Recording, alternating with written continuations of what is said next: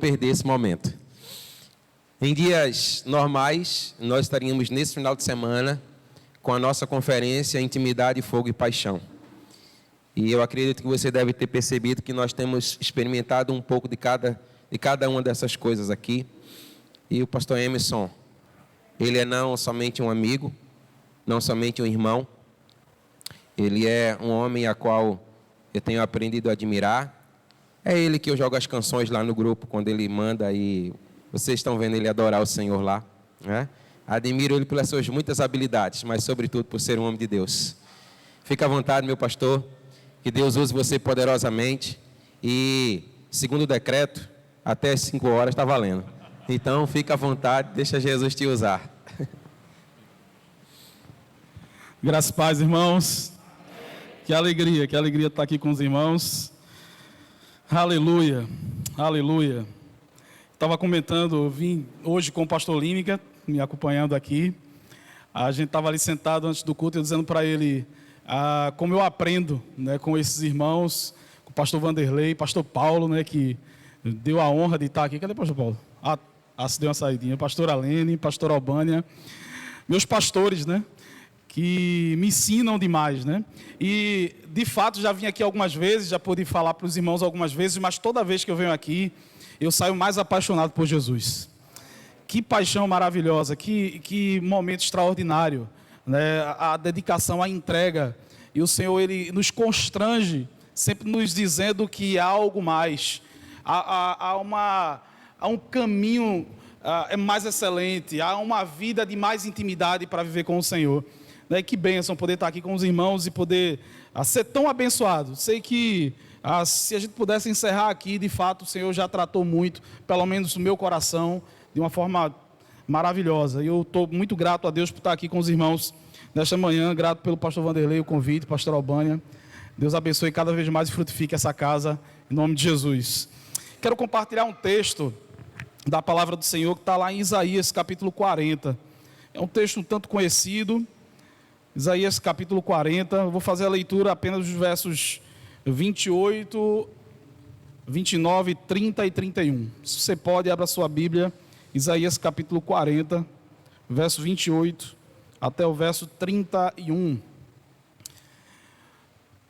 Quem ainda não teve a oportunidade de me ouvir falar, eu sou casado com Virgínia, né, minha esposa há 13 anos, mas a gente namora desde os 14 anos de idade, então a gente tem aí uns negócios de 20 e poucos anos de relacionamento. Nós temos 2 filhos, Gimel e Aleph. Gimel tem 9 anos, Aleph tem 6. E ontem Aleph e João, porque o pastor Vanderlei e a pastora Albânia estavam lá em casa ontem à noite, e Aleph e João foram responsáveis por virar a casa de cabeça para baixo, assim. Eles saíram felizes da vida, um encontro maravilhoso, era o que, umas 10, quase 11 horas da noite, e a gente teve que arrumar tudo que João e Aleph fizeram lá em casa, né? Então, para acordar hoje foi difícil, mas a gente está aqui, é uma alegria receber essa família no nosso lar. Isaías capítulo 40, verso 28 até o verso 31. Guarde essa palavra no seu coração. Diz assim a palavra do Senhor: Não sabes, não ouvistes que o eterno Deus, o Senhor, o Criador dos confins da terra, não se cansa nem se fatiga, o seu entendimento é insondável, ele dá força ao cansado e fortalece o que não tem vigor. Os jovens se cansam e se fatigam, e os moços caem, mas os que esperam no Senhor renovam as suas forças, sobem com asas como águias, correm e não se cansam, andam e não se fatigam. Amém? Eu vou ler mais uma vez o verso 31, para ele ficar bem gravadinho aqui no nosso coração. Mas os que esperam no Senhor renovam as suas forças, sobem com asas como águias, correm e não se cansam, andam e não se fatigam. Pai, nós te agradecemos por essa oportunidade de compartilhar a Tua palavra, que só a tua voz, Senhor, nesse momento seja audível neste lugar. Fala conosco, em nome de Jesus. Amém. Amados, eu quero compartilhar essa palavra porque Eu aprendi há um tempo atrás, numa conferência lá em Fortaleza, com o pastor Vanderlei, pastor Paulo, né, pastor Jefferson, estávamos juntos naquela conferência lá com o pastor Eibe Uber, e eu não lembro agora o nome do preleitor, não sei se os irmãos, os pastores lembram, mas não era daqui, era da Finlândia, se eu não me engano. Né? Ele pregava e teve uma hora que ele disse assim, olha, normalmente quando você for desafiado para alguma coisa no reino, o Senhor, normalmente, Ele te manda de imediato aquilo que você vai fazer. E o que vem depois é confusão mental. É carne tentando lutar com aquilo que o Senhor acabou de te falar. E aquilo marcou muito meu coração. Então, toda vez que alguém me chama para pregar, a primeira palavra que o Senhor traz na minha mente, eu sei que é aquilo ali. Então, quando o pastor Vanderlei disse assim, olha, você pode levar a palavra lá, na mesma hora, Isaías 40 veio na minha mente, eu disse, eu tenho que falar sobre isso. Então, eu creio de fato que o Senhor tem algo a falar conosco ainda nessa manhã. E esse texto de Isaías 40 é algo que me constrange demais quando eu reflito nele. E eu creio que eu quero tentar trazer esse texto uma perspectiva talvez até um pouco diferente daquilo que nós somos acostumados a refletir. A nossa vida, ela é feita de estações. Nós aprendemos isso desde pequeno.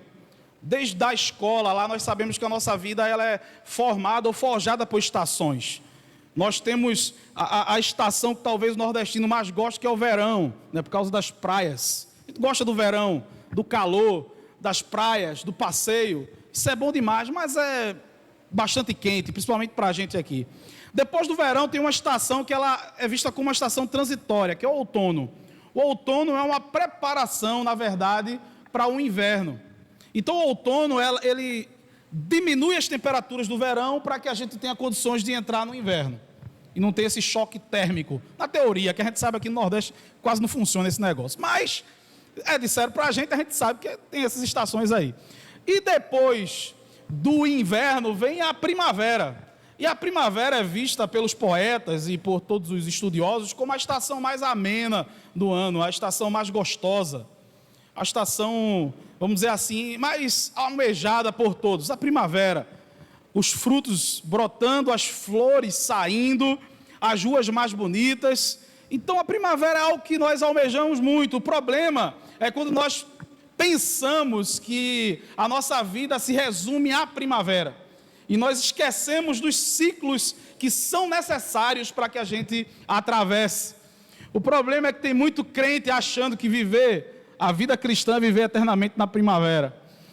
E o salmista no Salmo 1 vai dizer que é na estação apropriada que o fruto vem. Existe uma estação para tudo na nossa vida. O sábio, escrevendo o livro de Eclesiastes, vai dizer que há tempo para tudo, capítulo 3. E é interessante que além dele dizer que há tempo para tudo, ele fala há tempo para todo propósito estabelecido por Deus debaixo dos céus. Ou seja, todo o tempo da nossa vida, toda parte de um ciclo da nossa vida contribui para algo que Deus quer fazer de forma proposital na minha e na sua vida. A gente precisa entender isso e caminhar dessa forma é amadurecer na caminhada cristã. Sabendo que tudo de fato, como diz o apóstolo Paulo, coopera, contribui para o bem daqueles que amam ao Senhor. Então as estações, elas existem. Existem estações que nos convidam a viver, as estações nos convidam a viver de formas diferentes, de nos movimentarmos de forma diferente. Mas eu diria para os irmãos que estações como esta que nós estamos vivendo, uma estação pandêmica, uma estação de choro, de dor, de luto, uma estação de medo, uma estação de angústia, eu creio que esse texto de Isaías é uma proposta para nós, para que a gente aprenda a viver nessa estação. E a proposta de Isaías para nós é: aprendam a esperar no Senhor. Aprendam a esperar no Senhor. E eu traria esse tema como reflexão para a gente nessa manhã. Esperar no Senhor. Aprender a esperar no Senhor. Mas o que seria esperar no Senhor? Porque é bem verdade que quando nós falamos em espera, até pela força do nosso verbo, a gente tem a tendência de pensar alguém parado numa estação esperando o P15 passar ali, né? Então, esperar o ônibus, eu estou parado esperando alguma coisa acontecer. E a gente fala, espera no Senhor, o camarada pensa logo em algo estático. Mas a fé não é algo estático, a fé é algo dinâmico. Inclusive, amados irmãos, a fé, toda a fé bíblica provada nas Escrituras, movimenta os irmãos a fazerem alguma coisa. Então, esperar no Senhor não é viver de forma estática. Isso aqui a gente já percebe de imediato. A gente percebe que é um convite para um movimento. Esperar no Senhor é se movimentar nele. E quando eu olho para esse texto aqui, eu tento trazer algumas aplicações para a minha vida que eu creio que pode transbordar sobre cada um de nós. Por exemplo, quando nós olhamos para o verso, principalmente o verso 31, que eu fiz questão de repetir, mas os que esperam no Senhor renovam as suas forças, a gente percebe então que esperar no Senhor é aprender a sofrer os processos de renovo, aprender a sofrer todo o processo de renovo que o Senhor tem para cada um de nós. Eu gosto de uma canção de um poeta chamado Estênio Macios, que tem o título por Tapeceiro. Eu não sei se você já teve a oportunidade de ver um tapete sendo formado, sendo costurado. Não sei se alguém aqui trabalha em tapeçaria ou costura nesse sentido. Mas é muito interessante a peça do tapete, porque quando o tapeceiro está ocupado com a peça, e nós olhamos do lado errado, a gente vê um emaranhado de fios, a gente vê voltas para tudo quanto é canto, a gente vê nó, pontos, linhas sem medidas, e a gente fala, o que é isso que esse tapeceiro está fazendo? Mas quando ele termina a obra e mostra o tapete do lado certo, a gente vê a bela obra de arte que ela se tornou. A grande questão aqui, se nós aprendemos a viver os processos de renovo de Deus para a nossa vida, aprendendo a esperar no Senhor nesse renovo, nós vamos começar a perceber as coisas do lado certo. Crentes maduros, cristãos maduros, conseguem enxergar todo o processo de renovo na sua vida do lado certo, do lado correto da coisa. Perceber o tapete sendo formado, costurado, saber que o tapeceiro, ele não erra e ele sabe o fim desde o começo. E aí nós começamos a amadurecer na nossa compreensão daquilo que Deus está querendo fazer na nossa vida. Então tudo tem um processo. O problema é que nós temos dificuldades para aceitar processos na nossa vida. Nós somos terríveis para aceitar tempo de Deus, processo de Deus. Nós somos terríveis porque nós somos imediatistas. Nós queremos para hoje, nós queremos para agora, nós queremos contemplar, nós queremos perceber algo novo de Deus, ou contemplar algo que nós acreditamos que Deus tem que fazer, e muitas vezes nós não compreendemos que aquilo que Ele faz, ainda que não seja alinhado com o que nós pedimos, é o melhor para cada um de nós. Então esse é o processo de renovo. Quando o profeta messiânico aqui está nos convidando a esperar no Senhor, ele está nos convidando então a ir para o renovo, porque ele deixa claro isso. Os que esperam no Senhor renovam as suas forças, ou seja, no processo de espera, e todo processo de espera em Deus é um processo de renovo para cada um de nós. Nós precisamos aprender isso, amados irmãos. Nós precisamos aprender isso. Eu compartilhava e ver a vida nessa perspectiva de processos mudou muito a minha compreensão de evangelho e me levou para outro patamar de vida com Deus, de compreensão daquilo que Ele está fazendo. Eu compartilhava ontem com o pastor Vanderlei e a pastora Albânia que enxergar o processo de Deus na nossa vida muda toda a nossa perspectiva de mundo, de vida cristã. Porque, amados irmãos, quando eu olho, por exemplo, para a história de Jesus, nós somos tendentes à resolução, pastor Paulo. Nós queremos resolver. E nós não entendemos que tudo que acontece o Senhor conhece. E se está acontecendo é porque Ele está querendo falar algo e tratar algo. Por exemplo, a comunidade está com fome. O que é que a gente vai fazer? A gente vai entregar pão. A gente tem que fazer isso? Tem que fazer isso.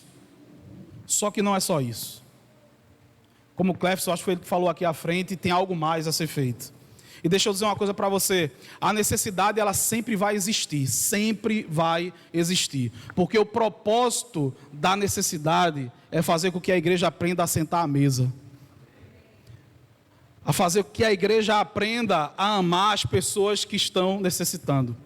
A gente faz isso lá na igreja também. Toda semana a gente está servindo sopa, existe um movimento de amor. E eu sempre digo para os irmãos, uma das nossas irmãs falou assim, às vezes eu não entendo, pastor, parece que vem pessoas que não precisam, que estão pegando essa sopa. Aí eu disse para a irmã, não tem nada a ver com aquela pessoa, isso tem a ver comigo e com você. O Senhor está tratando a gente, esqueça eles lá, o que o Senhor está falando para eles é uma coisa, o Senhor está tratando a gente.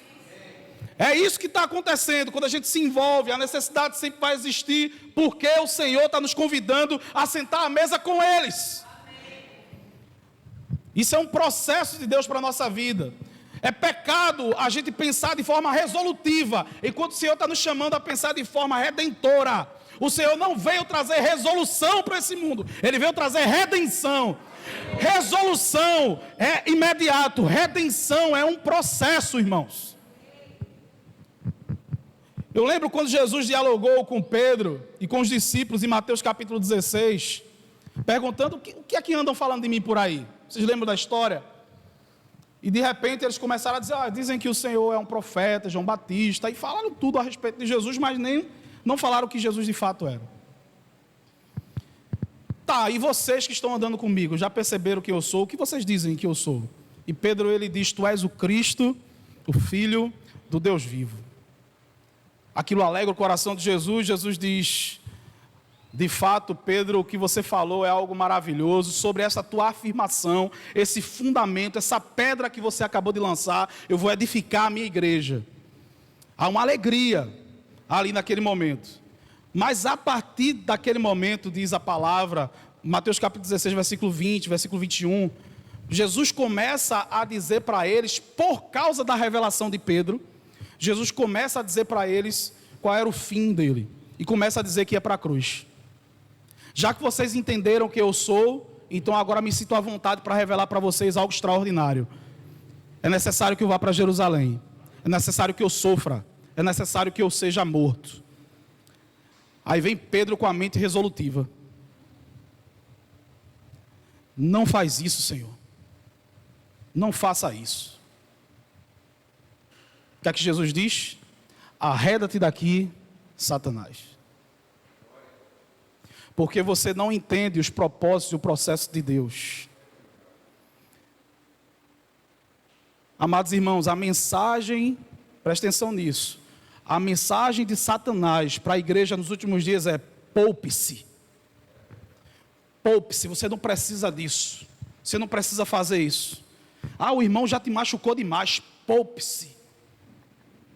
Mas eu já fiz tanto na obra do Senhor.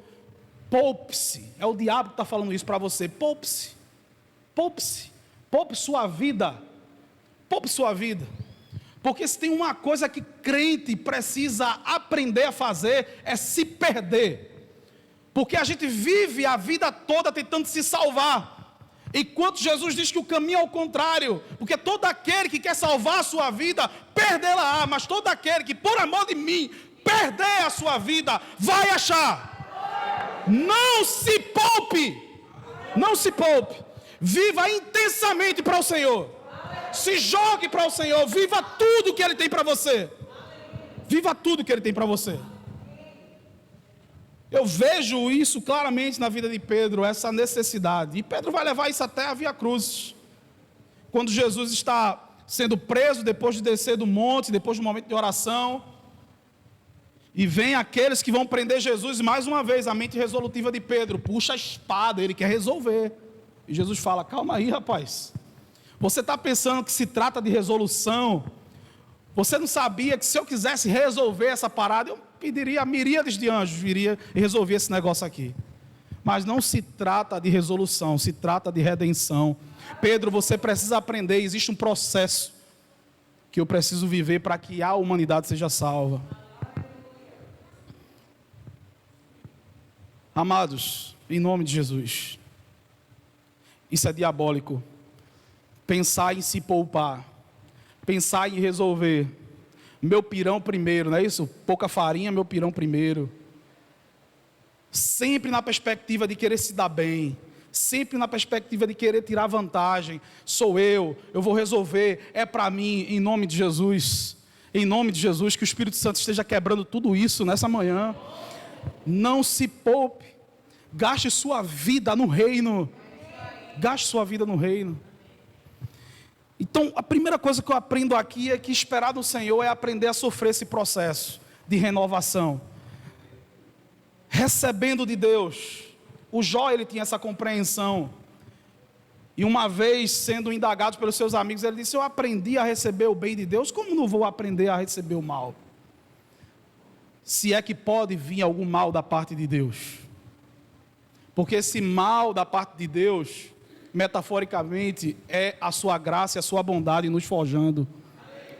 A gente precisa aprender, amados, a sofrer esses processos que o Senhor tem para cada um de nós.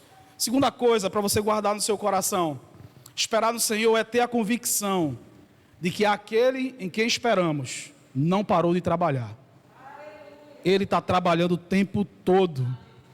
O texto que nós lemos, iniciamos lendo aqui, diz o seguinte, Isaías capítulo 40, verso 28, não sabes, não ouvistes, ó Israel, o Senhor, o eterno Deus, o Criador dos confins da terra, não se cansa nem se fatiga. O seu entendimento é insondável. Ninguém consegue entender como ele não se cansa. Ninguém consegue entender como ele está o tempo todo trabalhando e não se fatiga. Ninguém consegue entender, na expressão do salmista no Salmo 121, como ele é o guarda de Israel, que está cuidando de nós e não dorme nem cochila. É aquele que nos dá enquanto dormimos, que está trabalhando o tempo todo. Esperar no Senhor é ter essa convicção. Parece que não está acontecendo nada, mas eu sei que Ele está na tapeçaria fazendo o tapete. Ele está fazendo. Esperar no Senhor é ter essa convicção, amados irmãos, que o Senhor Ele está se movimentando. Jesus disse: o meu Pai trabalha, até hoje eu também trabalho. Ele está se movimentando, Ele está fazendo. O Salmo 40, tão conhecido por nós, versículo 1 vai dizer: esperei com paciência ou pacientemente no Senhor, e Ele se inclinou para mim e ouviu o meu clamor. Essa expressão no texto hebraico, esperei com paciência, não existe essa expressão com paciência, tanto é que algumas traduções vêm, esperei confiantemente no Senhor, porque Ele faz questão de repetir o verbo esperar, cavado, Yahvé. Esperei no Senhor, para nos dizer o seguinte: preste atenção que é algo contínuo. Espere no Senhor. Espere no Senhor.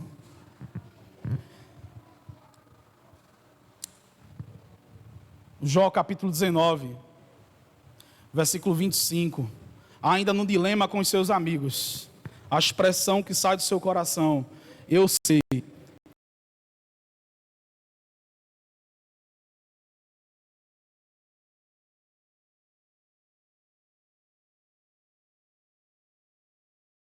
Também essa expressão aqui no hebraico, chai, ela não quer dizer simplesmente viver de existir, mas quer dizer viver de fazer. Eu sei que o meu Senhor está fazendo, poderia ser uma tradução para a gente, e que por fim Ele vai se levantar, e que por fim Ele vai levantar o meu tapete, para que eu veja.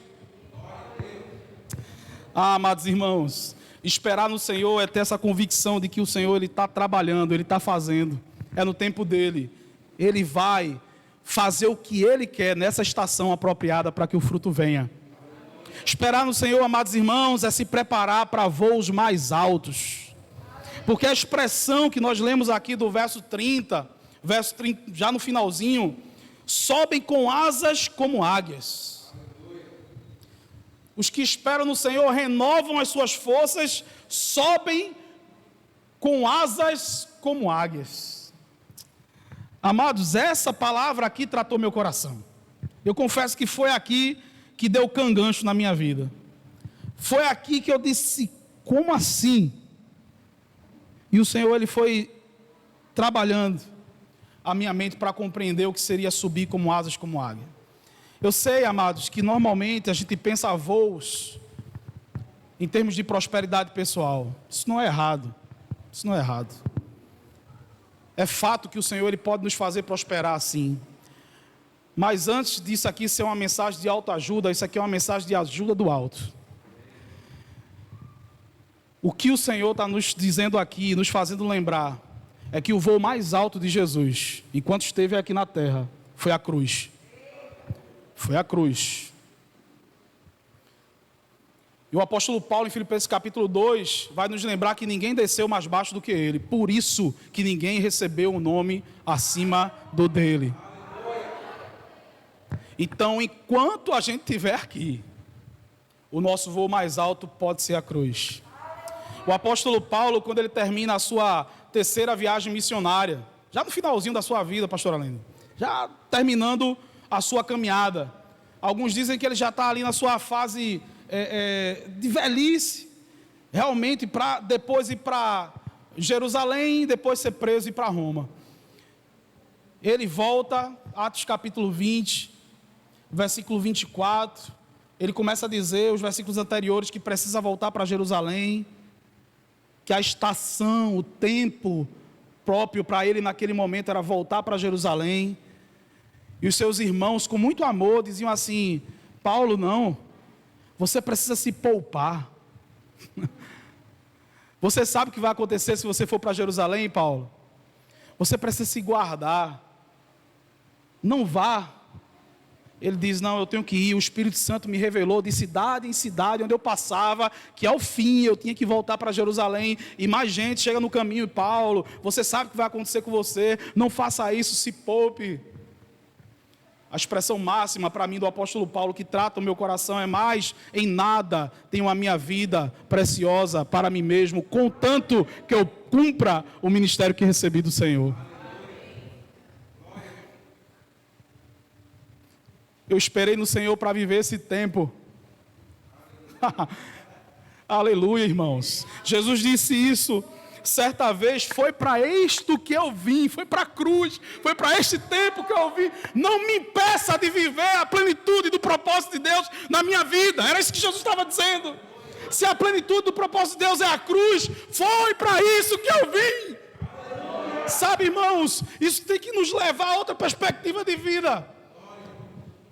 Esperar no Senhor, aprender a viver os processos de renovo, esperar no Senhor, sabendo que Ele continua trabalhando, ocupado na sua tapeçaria ou na casa do oleiro, preparando o vaso. Esperar no Senhor, amados irmãos, sabendo que existem voos mais altos para cada um de nós. Ele tem preparado propósitos para cada um de nós. É o Estevão, em Atos capítulo 7, que ele tem toda a possibilidade de se poupar.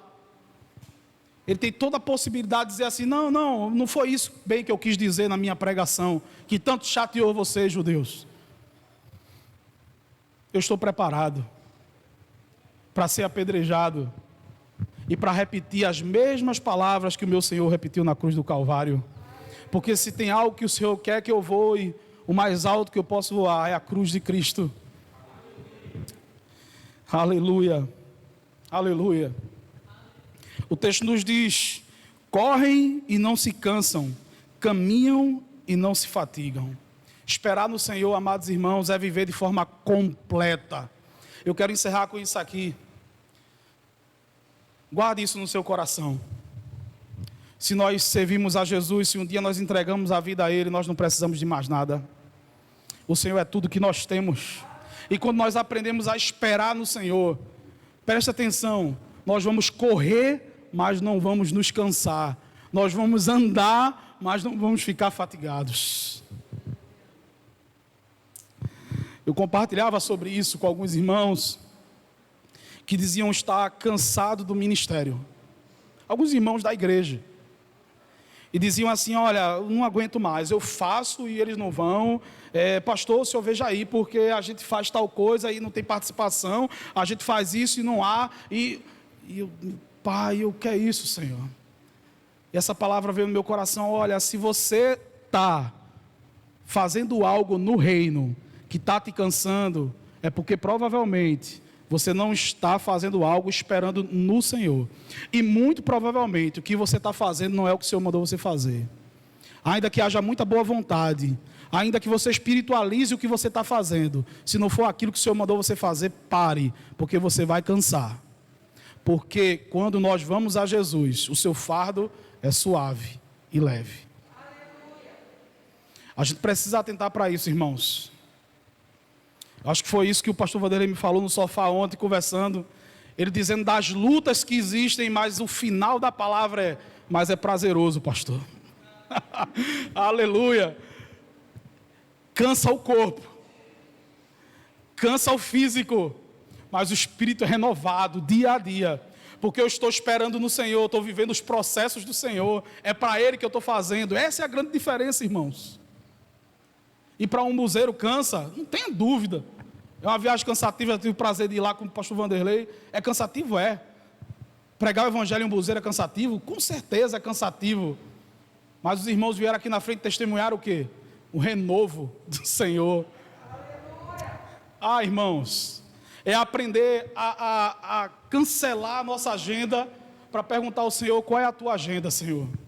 Porque na minha agenda eu me canso, mas na tua agenda eu sou renovado dia a dia. Isso é esperar no Senhor, amados irmãos. Esperar no Senhor. O apóstolo Paulo nos lembra que se esperamos em Cristo, apenas nessa vida, nós somos os mais miseráveis de todos os homens. 1 Coríntios capítulo 15, versículo 19. Porque a nossa expectação, ela não é terrena, ela é eterna. A gente não se movimenta baseado naquilo que esse mundo aqui pode nos oferecer, mas a gente se movimenta baseado em algo que nós já recebemos na eternidade. Porque Paulo, escrevendo aos Efésios, vai dizer que bendito seja o Deus e Pai de nosso Senhor Jesus Cristo, que já nos abençoou com toda a sorte de bênçãos espirituais. Ah, amados irmãos, a gente precisa aprender a esperar no Senhor. E nessa manhã o Senhor está tratando os nossos corações, para que a gente aprenda a descansar nele, se movimentar nele. Lembrando as palavras do apóstolo Paulo em Filipenses capítulo 2, versículo 20, a nossa pátria, ela está nos céus, de onde aguardamos o nosso Salvador, o Senhor Jesus Cristo. Esse é o nosso movimento em amor. E eu quero encerrar essa reflexão tentando lembrar para você, talvez as intempéries, as dificuldades, as tribulações dessa vida façam com que a gente esqueça, ou pelo menos coloque na sombra aquilo que o Senhor é para nós. Então, por favor, ainda em Isaías capítulo 40, eu quero voltar aos versículos anteriores e ler do versículo 12 em diante para encerrar esse tempo aqui. Eu peço o Ministério do Louvor que quiser se aproximar, pastor Vanderlei vai estar encerrando, podem vir, fiquem à vontade. Isaías capítulo 40, verso 12 em diante. Veja em quem você está esperando. Quem mediu as águas com a concha da mão? Quem mediu a extensão dos céus com o palmo? Quem recolheu o pó da terra numa medida e pesou os montes com pesos e as colinas em balanças? Quem guiou o Espírito do Senhor, lhe ensinou como conselheiro? A quem ele pediu conselho para lhe dar entendimento e lhe mostrar o caminho da justiça? Quem lhe ensinou conhecimento e lhe mostrou o caminho do entendimento? Para ele, as nações são como a gota de um balde, como o pó das balanças. Ele considera as ilhas como um grãozinho. Nem todas as árvores do Líbano bastariam para queimar, nem seus animais bastariam para um holocausto. Todas as nações são insignificantes diante dele. Ele as considera menos do que nada, algo inútil. Quem podeis comparar a Deus? A que figura ele se assemelha? A um ídolo que o artesão funde e que o ouro e ourives cobre de ouro, forjando-lhe também correntes de prata? Ao ídolo do pobre, ele não pode oferecer tanto, mas escolhe madeira que não apodrece e procura um artesão talentoso para esculpir uma imagem que não se moverá. Por acaso não sabeis, não ouvistes, não vos foi dito isso desde o princípio? Não entendestes desde a fundação da terra? Ele é o que está assentado sobre o círculo da terra, cujos moradores são para ele como gafanhotos. Ele é o que estende os céus como cortina e os desenrola como tenda para nela habitar. Ele é o que reduz os príncipes a nada e torna inúteis os juízes da terra. Mal são plantados e semeados, e mal firmam raízes na terra. Ele sopra sobre eles, então secam, e a tempestade os leva como se fossem palha. Diz o santo: com quem me comparareis? Com quem eu me assemelho? Levantai os olhos para o alto e vede quem criou estas coisas. Foi aquele que faz sair o exército delas, segundo o seu número. Ele chama a todos pelo nome. Por ser ele grande em força e forte em poder, nenhum delas faltará. Porque dizes, ó Jacó, e falas, ó Israel: o meu caminho está escondido no Senhor, e o meu direito passa despercebido ao meu Deus. Não sabes, não ouvistes o eterno Deus, o Senhor, o Criador dos confins da terra, não se cansa nem se fatiga, o seu entendimento é insondável, ele dá força ao cansado e fortalece o que não tem vigor. Os jovens se cansam e se fatigam, e caem, mas os que esperam no Senhor renovam as suas forças, sobem com asas como águias, andam e não se cansam, caminham e não se fadigam. Esse é o nosso Deus, esse é o nosso Deus que nós estamos esperando, essa grandiosidade, esse que se assenta no globo da terra, esse que está cuidando de cada um de nós, que apesar da sua grandeza, da sua infinitude, apesar da sua glória, ele é aquele que se revela pessoalmente a cada um de nós. Espera no Senhor, igreja. Espera no Senhor, se movimentando nele. Espera no Senhor, trocando a sua agenda pela agenda dele. Espera no Senhor, tendo a convicção de que ele está trabalhando, e nesse processo, nesse trabalho, ele está renovando as minhas e as suas forças, para que a gente suba como águias, voos altos, que muitas vezes não quer dizer aquilo que nós sonhamos, mas aquilo que o Senhor sonhou para nós, que é sempre o melhor. Os seus planos são de paz e não de mal. Espera no Senhor, igreja. Espera no Senhor, porque Ele logo vem, por fim se levantará.